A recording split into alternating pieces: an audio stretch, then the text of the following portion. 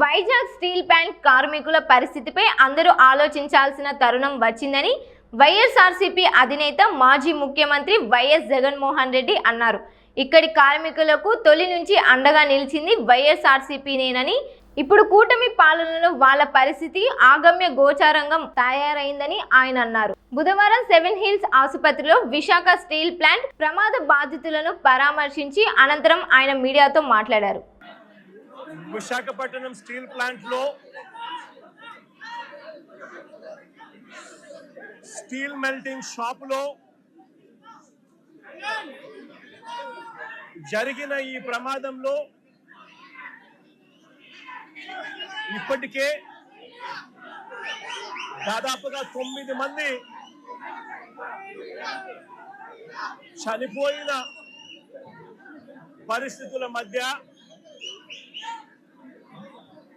హాస్పిటల్లో వైద్యం చేయించుకుంటా ఉన్నారు మరో 5 మంది. ఇందులో కూడా ఇంకా ఒకరి పరిస్థితి చాలా విషమంగా ఉన్న పరిస్థితుల మధ్య దాదాపుగా 95% బర్న్స్ తో ఇంకా ఒక అన్న ట్రీట్మెంట్ చేయించుకుంటా ఉన్నాడు. అంటే దాదాపుగా 9 మంది చనిపోయిన ఈ పరిస్థితుల మధ్య ఈరోజు ఇక్కడ ఇలాంటి తరుణంలో మాట్లాడవలసి వస్తా ఉంది. ఇవాళ కొన్ని సూటిగా ప్రశ్నలు అడుగుతా ఉన్నా. మానవత్వం ఏమాత్రం ఉన్నా కూడా రాష్ట్ర ప్రభుత్వాన్ని, కేంద్ర ప్రభుత్వం మీద ఒత్తిడి కూడా తీసుకొని వచ్చి మంచి జరిగించమని చెప్పి రాష్ట్ర ప్రభుత్వాన్ని కూడా గట్టిగా కోరుతా ఉన్న పరిస్థితులు. ఈరోజు అందరం కూడా ఆలోచన చేయాలి.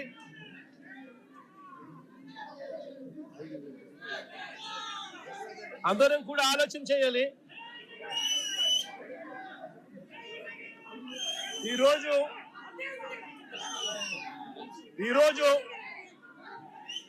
స్టీల్ ప్లాంట్ లో కార్మికులు ఎలా బ్రతుకుతా ఉన్నారు, కార్మికులకు మంచి జరుగుతా ఉందా లేదా అన్నది ప్రతి ఒక్కరూ కూడా ఆలోచన చేయాల్సిన అవసరం. 2024 వైఎస్ఆర్సీపీ ప్రభుత్వం ఉన్నంత వరకు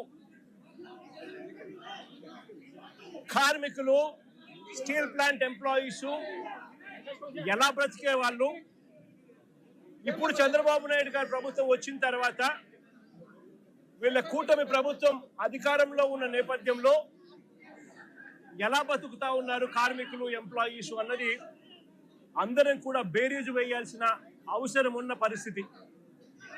ఒకసారి గమనించినట్లయితే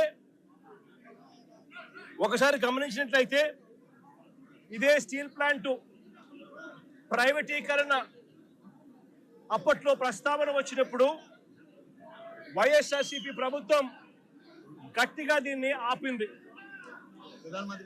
ఇందులో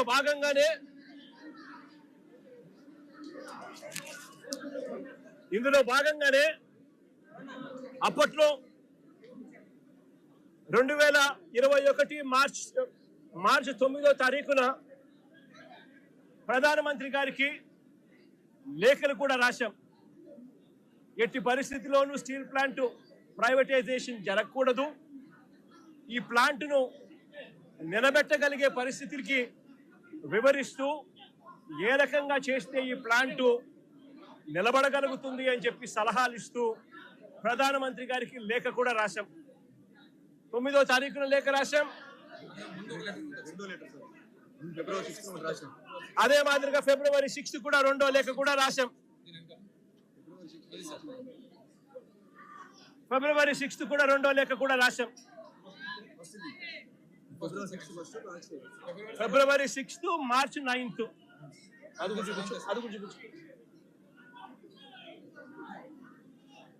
2 లేఖలు ప్రధానమంత్రి గారికి రాశాం. ఫిబ్రవరి 6th, మార్చి 9th. దీని తర్వాత మేలో 2021 మేలో ఏకంగా అసెంబ్లీలో తీర్మానం చేశాం. ఇది అసెంబ్లీలో తీర్మానం చేసిన మినిట్స్. ఎట్టి పరిస్థితుల్లోనూ స్టీల్ ప్లాంట్ను ప్రైవేటైజ్ చేయడం అన్నది అన్యాయము, చేయొద్దండి అని చెబుతూ ఏ రకంగా ఈ ప్లాంట్ను గొప్పగా నిలబెట్టగలుగుతాము, ఏ రకమైన మార్పులు చేర్పులు చేయగలిగితే ఈ ప్లాంటు బ్రహ్మాండంగా నడిచే పరిస్థితి ఉంటుంది అని చెప్పి కూడా వివరిస్తూ సలహాలు కూడా ఇచ్చాం. ఈ సలహాలన్నీ కూడా ఇస్తూ అసెంబ్లీలో తీర్మానం చేసి, therefore the House unanimously resolves to oppose the decision of the Government of India on strategic disinvestment of Government of India's shareholding in RINL Visakhapatnam, along with the management control by way of privatization. Also resolved to request the Government of India to consider the measures suggested by the Honorable Chief Minister of Andhra Pradesh in his letter dated 6th February 2021 and 9th March 2021 to make RINL profitable and remain the pride of Telugu people and the state of Andhra Pradesh. ఈ మాదిరిగా అసెంబ్లీలో తీర్మానాలు సైతం చేసి ప్రైవేటైజేషన్ను అడ్డుకోగలిగాం, ఆపగలిగాం, ఎంప్లాయీస్కు తోడుగా నిలబడగలిగాం. అంతేకాదు, ప్రధానమంత్రి గారు విశాఖపట్నం వచ్చినప్పుడు నవంబర్ 12, 2022 సాక్షాత్తు ప్రధానమంత్రి గారి సమక్షంలోనే ప్రైవేటైజేషన్కు ఆపండి అని చెప్పి కూడా ప్రధానమంత్రి గారిని కోరడం కూడా జరిగింది. పబ్లిక్ మీటింగ్లో ప్రధానమంత్రి గారి సమక్షంలోనే. నేను చెప్తా ఉన్నా, ఆ వాలెట్కి వైఎస్ఆర్ కాంగ్రెస్ పార్టీ అంత గట్టిగా ఎంప్లాయీస్కు తోడుగా ఉన్నది కాబట్టి, అంత గట్టిగా నిలబడింది కాబట్టి ఆ రోజు 28,000 మంది ఉద్యోగస్తులు పనిచేస్తా ఉన్నారు వైఎస్ఆర్ కాంగ్రెస్ పార్టీ ప్రభుత్వం దిగిపోయే నాటికి. నేను అడుగుతా ఉన్నా, ఈరోజు పరిస్థితి ఏమిటి అనంటే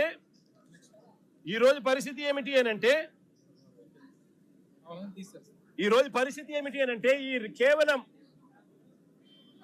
ఈ 2 సంవత్సరాల కాలంలోనే ఏకంగా 28,000 మంది పనిచేస్తా ఉన్న ఈ సంస్థలో కాంట్రాక్ట్ అయితేనేమి, పర్మనెంట్ ఎంప్లాయీస్ అయితేనేమి, రెగ్యులర్ ఎంప్లాయీస్ అయితేనేమి 28,000 పనిచేస్తా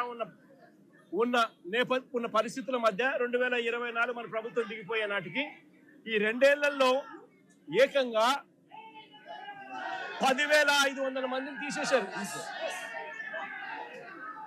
కాంట్రాక్ట్ ఎంప్లాయీస్ ని 6,500 మందిని తొలగించారు.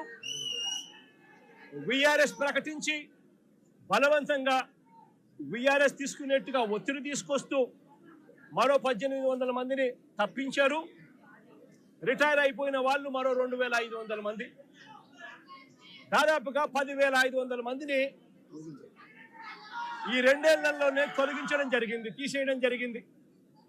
ఈ రకరకాల కారణాల వల్ల ఈరోజు ఎంప్లాయీ స్ట్రెంత్ కేవలం 17,000కు మాత్రమే 16,000కు మాత్రమే పడిపోయి ఉన్న పరిస్థితులు. ఆశ్చర్యం ఏమిటి అనంటే, ఈ 16,000 మంది ఎంప్లాయీస్ను పరిస్థితి ఎలా ఉంది అని చెప్పి కూడా ఒకసారి గమనించినట్టయితే 4.5 నెలల జీతాలు పెండింగ్. 4.5 నెలల జీతాలు పెండింగ్. మరో వంక ఎప్పుడూ చూడని విధంగా, దేశంలో ఎక్కడ జరగని విధంగా మొట్టమొదటిసారిగా ఉద్యోగస్తుల జీతాలు ప్రొడక్షన్ లింక్డ్ జీతాలు ప్రొడక్షన్ లింక్డ్ జీతాలకు ముడిపెట్టారు. అంటే ప్రొడక్షన్ ఈ మేరకు వస్తేనే మీకు ఈ మేరకు జీతాలు వస్తాయి, ప్రొడక్షన్ ఈ మేరకు రాకపోతే మీకు జీతాలు ఈ మేరకు రావు అని చెప్పి మొట్టమొదటిసారిగా జీతాలు ప్రొడక్షన్ లింక్ జీతాలు ఇవ్వడం కూడా ఈ 2 ఏళ్లలోనే మొదలైంది.